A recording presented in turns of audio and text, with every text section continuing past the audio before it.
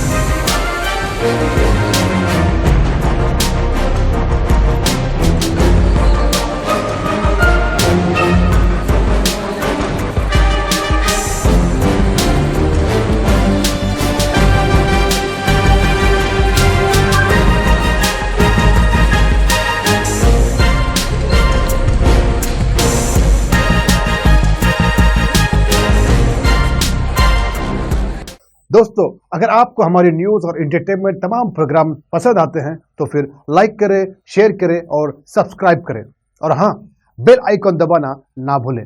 ताकि आप हमारी हर न्यूज़ और हर इंटरटेनमेंट प्रोग्राम से अपडेट रहें। देखते रहिए सिटी इंडिया न्यूज़, हक की आवाज़।